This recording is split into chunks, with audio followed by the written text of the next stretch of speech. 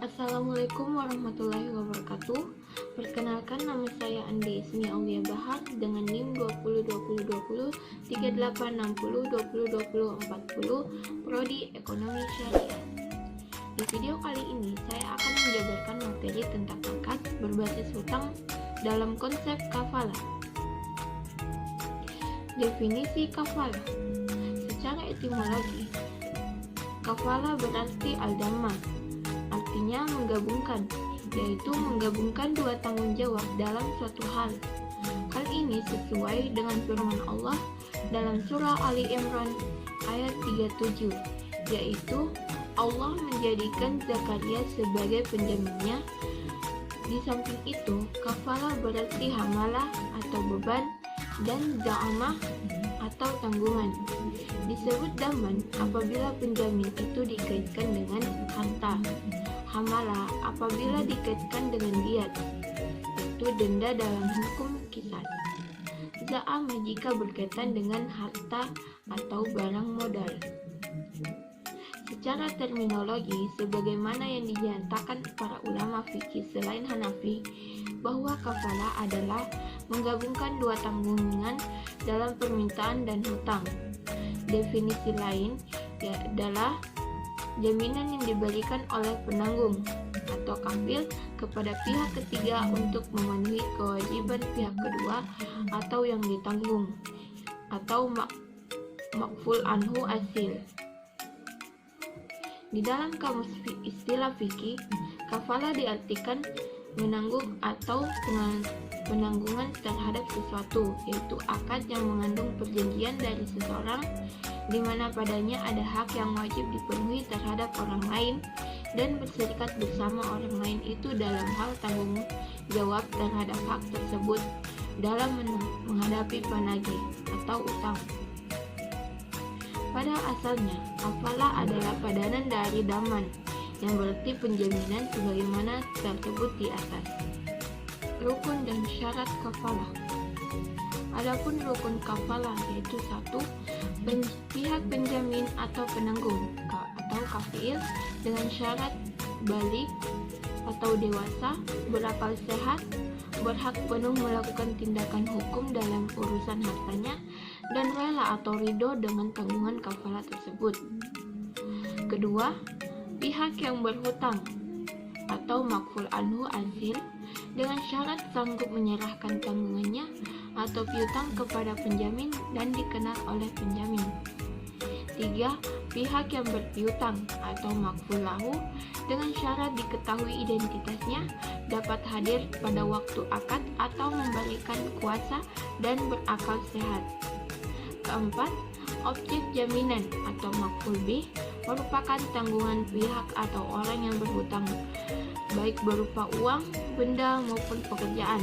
Bisa dilaksanakan oleh penjamin, harus merupakan piutang mengikat atau luzim yang tidak mungkin hapus kecuali setelah dibayar atau dibebaskan. Harus jelas nilai, jumlah, dan spesifikasinya, tidak bertentangan dengan syariah yang diharamkan. Adapun syarat kafalah yaitu 1.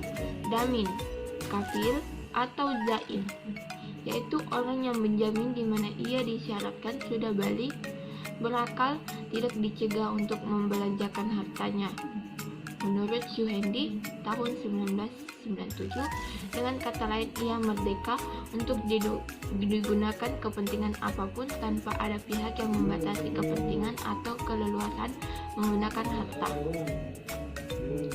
2. Madmun lahu adalah orang yang memberikan ulang pada pihak makmun.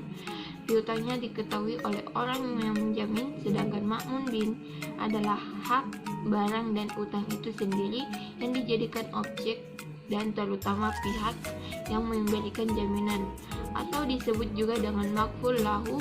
Harus diketahui bahwa makmun anhu memiliki hak yang belum ditunaikan kepada makmun lahu.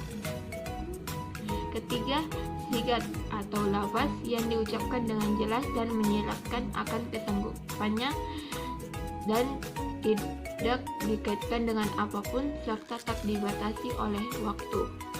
Menurut Tumairi tahun 2007.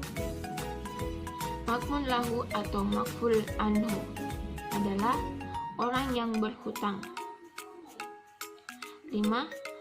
Makmun bi atau makful bi adalah utang, barang, atau orang yang disyaratkan pada maf'ul bi dapat diketahui dan tetap keadaannya, baik sudah tetap maupun akan tetap. Macam-macam kafalah. 1. Kafalah bin nafs merupakan akad memberikan jaminan atas diri. Sebagai contoh dalam praktik perbankan untuk bentuk kafalah bin nafis adalah seorang nasabah yang mendapat pembiayaan dengan jaminan nama baik dan ketokohan seseorang atau pemuka masyarakat. Walaupun bank secara fisik tidak memegang barang apapun, tetapi bank berharap tokoh tersebut dapat mengusahakan pembayaran ketika nasabah yang dibiayai mengalami kesulitan. Kafalah bin mal merupakan jaminan pembayaran barang atau pelunasan hutang. Bentuk kafalah ini merupakan medan yang paling luas bagi bank untuk memberikan jaminan kepada para nasabahnya dengan imbalan tertentu. 3. Kafalah bi taslim. Jenis kafalah ini biasa dilakukan untuk menjamin pengembalian atas barang yang disewa pada waktu masa disewa berakhir. Jenis jaminan ini dapat dilaksanakan oleh bank untuk kepentingan nasabahnya dalam bentuk kerjasama dengan perusahaan penyewaan atau leasing company.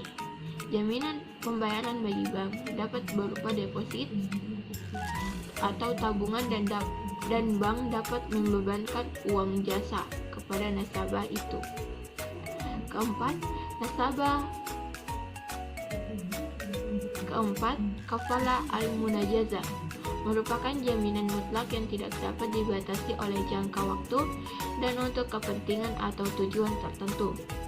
Salah satu bentuk kafalah al-munajazah adalah pemberian jaminan dalam bentuk performance bonds, jaminan prestasi, suatu hal yang lazim di kalangan perbankan dan hal sesuai dengan bentuk akad ini. 5.